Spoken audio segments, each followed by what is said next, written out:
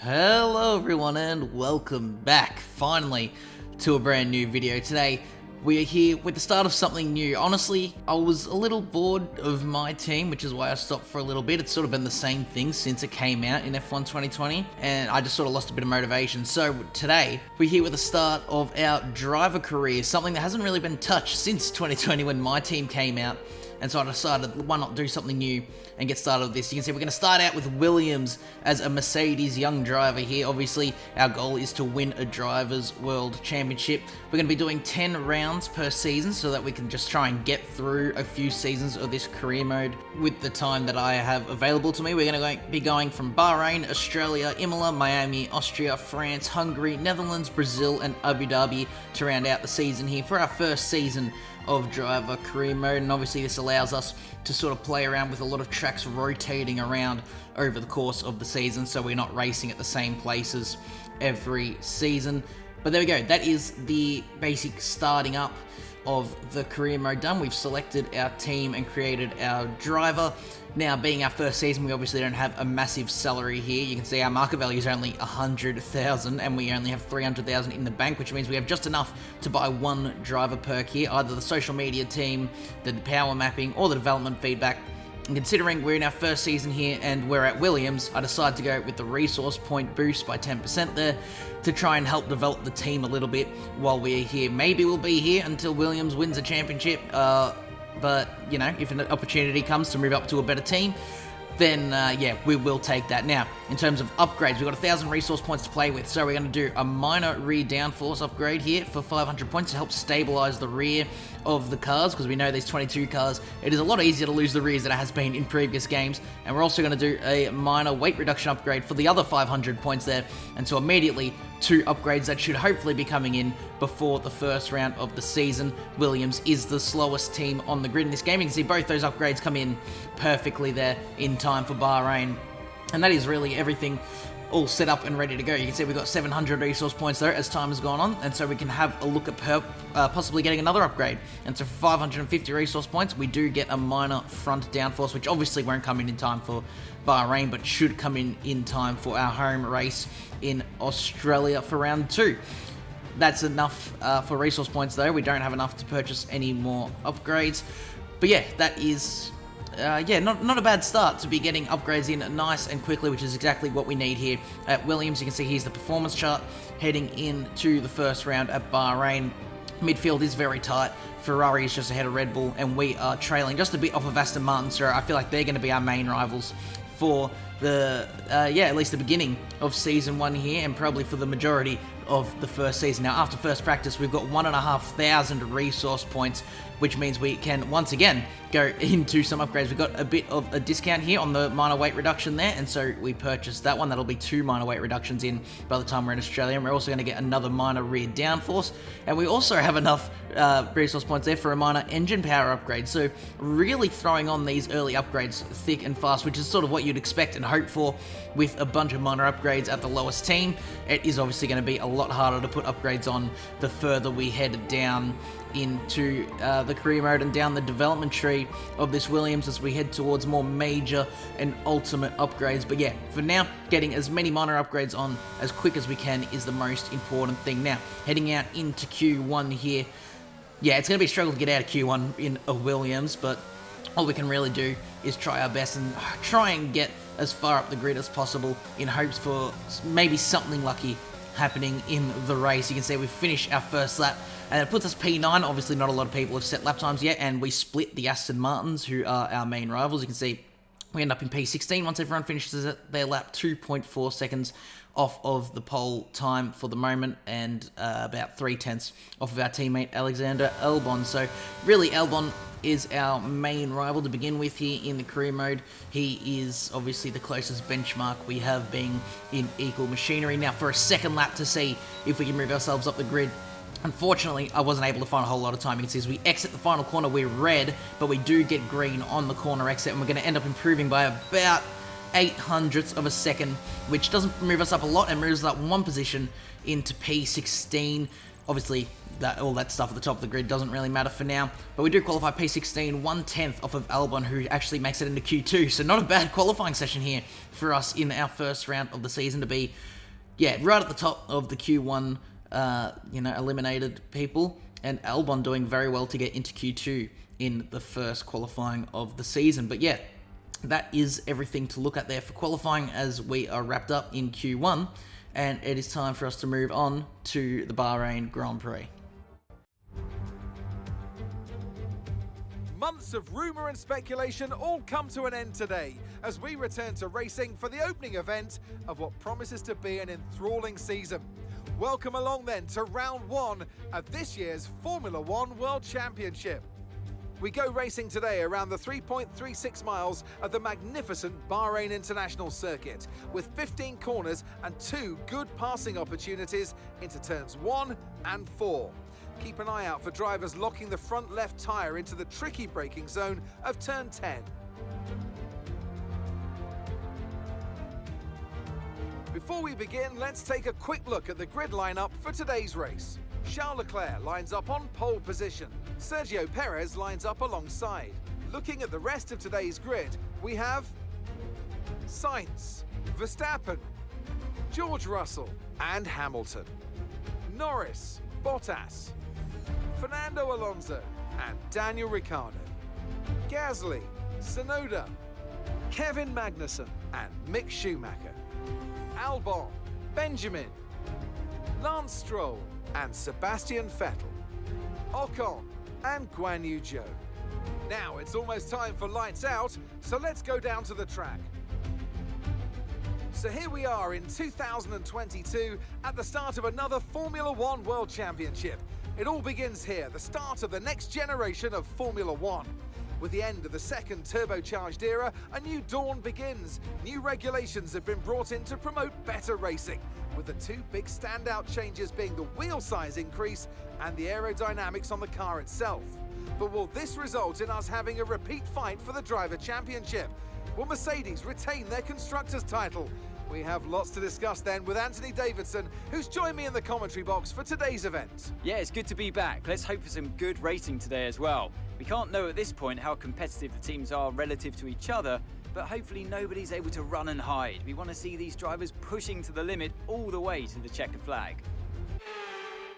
Right, so here we are sitting on the grid for the Bahrain Grand Prix in P16, obviously being the first round of the season. There are no penalties to talk about heading into this race, and you can see Albon ended up qualifying in P15 and Q2 as well, which is sort of what we expected. So starting P15, P16, not bad to be honest for our first outing here for Williams. But obviously as we head into the race, we're going to be looking to try and benefit from any mistakes or DNFs that may happen further up the field, and obviously just try and race with those around us to see if we can maybe gain a spot or two off of the likes of the AlphaTauris, or maybe Alonso in the Alpine, or even the Haas if they aren't able to find any extra pace as we go to the 5 red lights. And we are underway for our first Grand Prix here as a Mercedes young driver, and it's an alrightish start, not a great launch, but luckily everyone just sort of gets banked up as we head down towards turn 1, and so I don't lose that much time. I never got overtaken or anything, going very gingerly as we head through turn 1. Don't want to make any contact, especially with our teammate. It is very important for us here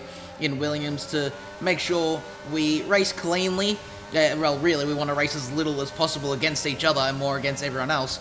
But yeah, very important for a team that, you know, is going to struggle to score points. We want to make sure both of our cars don't really have a lot of damage, and we're able to benefit from anything that comes our way. As you can see, just so careful, so ginger through this first lap, making sure not to damage the car at all. And we actually find ourselves now under attack from the 4-time champion Sebastian Vettel in the Aston Martin there, while Albon up ahead fights Kevin Magnussen for P14. So already battles starting to kick off here on the first lap. Tsunoda up ahead makes a mistake, and he's lost some positions now.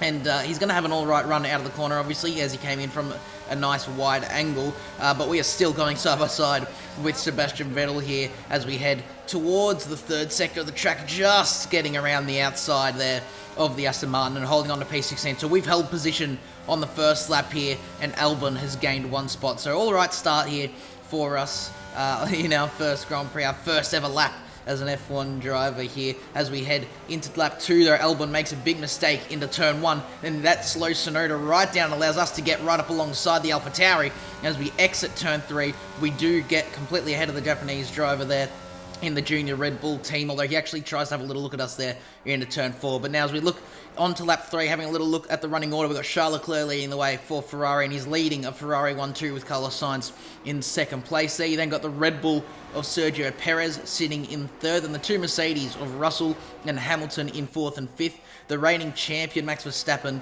in the Red Bull currently sits in P6. He'll be wanting to move forward a little bit. Then the two McLarens of our fellow Aussie Ricciardo ahead of his teammate Lando Norris. Valtteri Bottas sits in ninth, and Pierre Gasly rounding out the points in P10. You can also see the two Haas cars have had a good start. They were only just ahead of us, and they're now running 11th and 12th. Albon is having a good start as well. He's up into P13. We are sitting P14, so the both of us have made up 2 positions in the first 2.5-ish laps here of the race. And you can't really ask for a much better start in Williams being so close to the points already. But as we now cut to lap 6, Carlos Sainz attacking Charles Leclerc for the lead of the race to see who will have the dominance in the season this time out in our driver career. Obviously, whoever wins this race will come out with more points because no one has any points yet at this stage of the season, and Sainz does get the move done there on Charles Leclerc and takes the lead of the Bahrain Grand Prix. Looking a bit further back though, the two McLarens racing each other as well. Lando trying to get ahead of our fellow Aussie, but he's not able to do it, and Ricciardo holds on to P7, and Norris might actually find himself under threat from Valtteri Bottas. He is, as they head down towards turn 4. Bottas has got the move, not quite actually. Lando swings around the outside, but who's going to have the better run into this S section here? They're going to stay side by side, getting very close to each other there, and Norris just gets his nose ahead. Bottas almost losing the car out on that curb as we head into Sector 2, and that is that battle done for now. Now, as we head a little later onto lap 6, the Mercedes are going to fight each other. A lot of inter-team battling happening here at this stage of the race. Hamilton trying to get the move done on his more, rookie teammate. Obviously, Russell not a rookie, but it is his first season at Mercedes against Hamilton, who's been there for a very long time. I mean, they've also got to be careful, though, because Verstappen is right in behind. They're going to go 3 wide into turn 1. Verstappen actually decides to back out of it, and Russell is just going to have the outside to try and get ahead of Hamilton, but Hamilton does end up pulling ahead there, showing his experience against his more junior teammate. And actually, Russell doesn't even have the DRS, so now he's under threat from Max Verstappen as well, who goes to the inside of turn 4. But it's going to be a very similar situation to Bottas and Norris, except this time Russell is able to get around the outside properly, and he gets the move done there out of turn 4. And now, later on lap 7, Verstappen again attacking George Russell for P5, and he does get the move done this time. Which one of them will have DRS? So it actually doesn't matter. Russell must have a bit of damage. He actually does. He's missing the front right wing end plate on his front wing there, and so he's going to have to make an extra pit stop here. He's going on to, what, I can't quite see what set of tyres that is, a set of softs, so he is going for at least 2 pit stops in this race now, which means we are officially ahead of him, and that moves us up into P12 and P13. Meanwhile here, as we head on the lap 8, I have closed right in on our teammate Alex Albon. We're going to go to the outside of turn 1. We'll have the inside for turn 2, and we do just squeeze out a teammate there and get ourselves into P12. You can see we've got 2.5 seconds to the cars ahead of us though, so we've got a lot of work to do if we want to close in on those Haas cars, which is going to be a massive struggle because those Haas cars are quite a bit quicker. As we look a bit further behind, Yuki Tsunoda now going for a move on Vettel. Vettel turns that into a move on Albon now, so our teammate in trouble as Vettel goes around the outside of turn 2. He'll have the inside of turn 3. He'll also have DRS on our teammate. Luckily, Albon does still have DRS off of us there, so we've given our teammate a little bit of helping hand, but they're going to go 3 wide into turn 4 here. Are they all going to get out of this without any damage? Albon comes out ahead, does he? No, Vettel is going to have a nice run. He comes out alongside our teammate as they head through the S section. We've normally seen people in Albon's side of this battle here get out ahead on this section of track, but this time it looks like it's going to be Vettel that gets the position done, and yeah, that is Vettel into P13. Albon down to P14. Hopefully he can get a move done on the Aston Martin soon as we head on to lap number 10 now. Albon is still on the back of the Aston Martin, and he will have DRS. We have been able to pull a gap thanks to that battle though, so Vettel doesn't have DRS, and Albon to the inside of turn 1 quite easily. Does he have the move done though? He'll have the outside of turn 2, and he does sweep across the front of that Aston Martin there. Now as we head on to lap 13, we are in the pit lane here for our one and only pit stop of the race from the mediums to the hards. It's an optimal turn-in point as well, So one of the fastest possible pit stops we can get here for our first pit stop in F1, and it is very nicely done. Now it's just about making sure we get a nice outlap on these very cold hard tyres. We know in this game they've made it a lot harder on your outlap, especially on the hards, and so you can see on the next lap as Zhou and Albon come out of the pit lane, we almost get jumped by Zhou. Albon has jumped us though, because obviously he was on warmer tyres for that lap there, for his in-lap, while we were going around on cold tyres. However, that now flips over because we are on warm tyres after our outlap. Meanwhile, Albon still has to warm those tyres up, so you can see how slow he goes through turn 4 compared to us because of those cold tyres. We get a better exit out of the corner. We're up alongside our teammate as we head into Sector 2, into the S section here. Now we are quite easily able to get back ahead of our teammate into what is currently P16. Obviously, there are more cars that get to make a pit stop, and once that happens, we should be back into our proper position. As you can see here at the end of the lap, look at this train of cars that we are going to be racing here at the pit exit. Hopefully, they haven't gained too much time on the warmer tyres. It's going to be close. You can see Russell a part of that as well, so he's already closed up to this battle. We're going to go into turn 1 side by side with Vettel. With the warmer tyres, we are able to get ahead, and Albon actually looks like he was just about able to get ahead of the Aston Martin as well, and hopefully the both of us can now pull away from this train a little bit while those guys try and warm up their tyres as we now look forward to lap 16. Verstappen has closed in on Lewis Hamilton now, and is going to try and make it a Red Bull 3-4 here at the Bahrain Grand Prix. He goes around the outside of turn 1, inside for turn 2, but Hamilton gets a better run through the corner there. But there, now Verstappen has the DRS. You can see immediately, as soon as the DRS is enabled, he tries to get alongside Hamilton. Hamilton pushed him to the inside, so he goes for the outside line of turn 4, which will give him the better run that he needs heading into Sector 2. It does, and that is Verstappen into P4. No, Hamilton dives it to the inside there for a last-ditch effort, but Verstappen does have the better run through the S section there, and he gets the position done into P4 as we now head onto lap 18. Albon just had pace over us at this point of the Grand Prix, so you can see into turn 1, he sticks his nose to the inside. Obviously, I want to leave my teammate some room. He has the outside for turn 2. We're going to go side by side through here. We unfortunately didn't get the DRS. Albon did, and that leaves us open to an attack down into turn 4. He is on the inside. Again, I want to make sure I leave him as much room as possible. I don't want to damage him or get him to damage me at this point, and so I just take the loss there. We're not fighting for points anyway, so I might as well just let him go there instead of wasting time and losing a bunch of time to that train of cars that we passed at the pit exit just a little bit earlier. We do have George Russell just behind us though, attacking us as we now head down to the final corner, still on lap 18 here. I tried to force him to the inside, but he was completely ahead, and he ends up making it into a dive on Albon as well. There was a little bit of contact, but luckily neither of them get damaged from that, and we do get the better run out of the final corner lap, funnily enough, and that is us back ahead of the Mercedes. But Russell is now going to again attack us down towards turn 1. I'm going to defend from him, but also at the same time maybe go for a move on Albon. No, I decided to back out of it. Albon goes wide. Very lucky, very good perception there from our teammate to not turned in, because Russell was right there on the apex. And again now, the three of us all converging into one bit of track here. As we head into turn 4, we're going to be 3 wide with Russell and our teammate. We're going to have the very, very outside line. I make sure to leave heaps of room there for Albon and Russell, and I do get ahead of the both of them. So that is me into P12. Unfortunately, Albon loses out there and drops down to P14. Russell in P13, and I'm sure that Mercedes will have the pace to overtake us. Although actually, end of lap 19, Russell into the pit lane again. So he must have got more damage because he was on the hard tyre.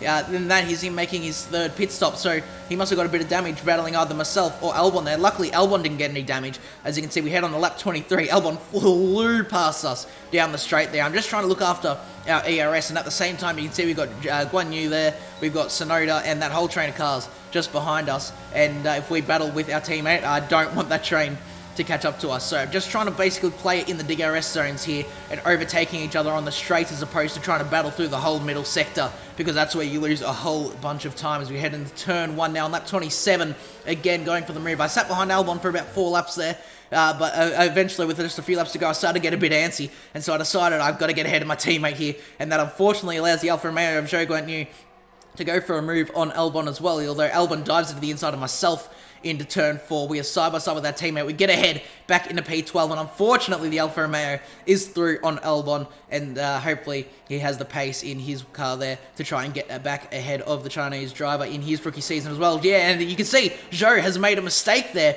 in Sector 2, and that has allowed Albon straight through. He's pretty much let our teammate back through there, and we will be able to give Albon some DRS down this back straight here as well to help him stay ahead, except there's no DRS here at the end of lap 27, and so that allows Zhou to try and make make a move on the outside of the final corner with just 2 laps to go now as we're going to head on to lap 28, and that is a better run out of the corner for the Alfa Romeo. They've also got to be careful because Yuki Tsunoda is going to get himself involved in this battle as well as we head down the main straight. All 3 of them have DRS, so they're going to go 3 wide into turn 1. That never normally works out well. Tsunoda gets ahead of the both of them, so he's just done a beautiful double overtake down the main straight there. And unfortunately, Albon also loses out to Zhou Guanyu and drops down to P15 now. So unfortunately, it's looking like we are really struggling for pace in this later stage of the Grand Prix as Tsunoda now attacks myself into turn 4. We hold position though, and you may have seen in the background Albon battling away with Zhou to try and get back into P14 as they head into Sector 2. Now they're going to go side by side. Who gets ahead? Zhou made a little mistake there, and is that enough for our teammate? Yes, it is. Albon back into P14. And hopefully he can maybe close in on Tsunoda and myself now while we battle away a little bit and get himself back into P13. Again, not that it matters because this isn't for points, but just about the principle of it and about the pride. And oh, look at that! Tsunoda has made the same mistake he made on lap 1 there and gone wide of the double left-hander, and that has now dropped him behind our teammate, although he has the DRS, which Albon doesn't, and Tsunoda back to the inside. They've made contact. Tsunoda just seems to be making mistake after mistake at this stage. So yeah, maybe he just doesn't quite have the AlphaTauri under control in the first round of the season here in these new cars, but he does get ahead of Albon. Luckily, Albon doesn't have any damage as Verstappen out of the Grand Prix, and at the same time, I didn't know which clips to play, so I'll just say it. Our new engineer, Mark, came over the radio and said, we are suffering from an engine power loss with 1 lap to go here in the Grand Prix, which is important to note because as we head down a straight a little later on, we are definitely going to notice that as we see Zhou Guanyu under attack from Sebastian Vettel, who we haven't seen really since the start of the race, but now here he is up the inside of the Alfa Romeo, and again, he tries to turn that into a move on Alex Albon, but luckily our teammate holds a position over the Aston Martin as they now head down towards turn 4 though. He is going to attack our teammate once again. And again, we are under attack from Tsunoda there. Our straight line speed deficit with our engine power unit issue coming into play. And that allows the AlphaTauri to get right on the back of us through that first sector there. Unfortunately, Vettel is able to get ahead of Alex Albon. And this is going to be a real good showcase of how much power we have lost here. We've got the final lap of the Grand Prix, this last straight, and then the final corner, and we are done for the race.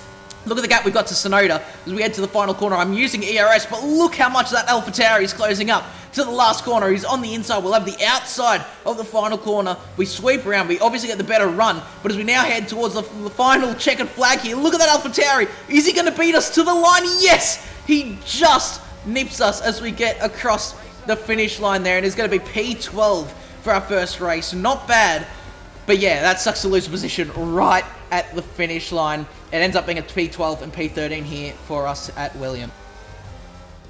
That's it then for another spectacular Grand Prix here in Bahrain, and a real champion's drive to take the win.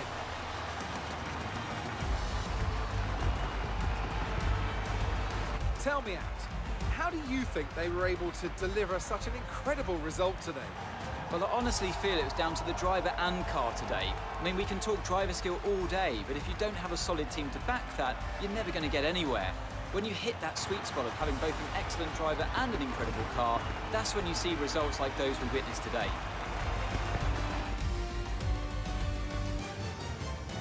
And here we are, a team that is no stranger to the podium, taking their place on top once again. A sublime race today, and a stunning win for Ferrari.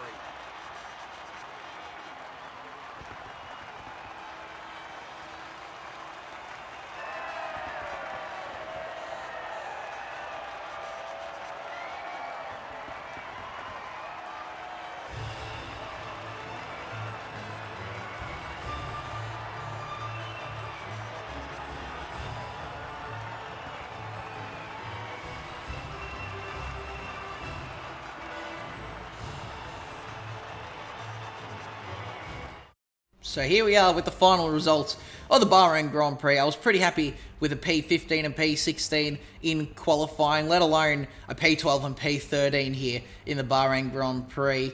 We beat out our teammate in our first race in Formula 1 there, so yeah, not a bad start. And yeah, we were pretty close with him the entire way through. It sucks, unfortunately. We could have had P11, but that power unit issue right on the last couple laps there sort of, ruined that opportunity for us. We were never really going to get points. The Haas cars, and that whole top 10 really were just sort of in their own race, and then it was the rest of the field in our own race as well, with Charles Leclerc taking out the win here in Bahrain ahead of a Ferrari 1-2. But yeah, as I said, in the end, can't be too unhappy with that. We've obviously, those upgrades we bought in before the first round here, helping us out massively. Obviously, the driver standings here, the same as where everyone finished off the race, being the first round of the season. In terms of the constructors, we are in P8, the lead of the teams that have yet to score any points. I feel like we can definitely get points this season. If we take the worst car of the season, and we're already finishing P12 and P13 in the first round, if we can just get some more upgrades on the car nice and quickly, I think we could definitely get a couple of points on the board pretty early on in this season. I feel like Aston Martin's going to be our main rivals. Alpine should definitely be able to score points at some stage this season. They're pretty much the front of the midfield, I think, in this game, in terms of the performance chart rating. And definitely with Fernando Alonso and Esteban Ocon, relatively highly rated drivers in the career mode, they should definitely be able to score points. In terms of driver acclaim, we're up to level 2. I don't normally show driver acclaim, but that's because we do my team, where it doesn't really mean that much. In terms of driver career, the driver acclaim is important in terms of that is part of the basis on where you can actually move to another team, especially if you want to get to a top team.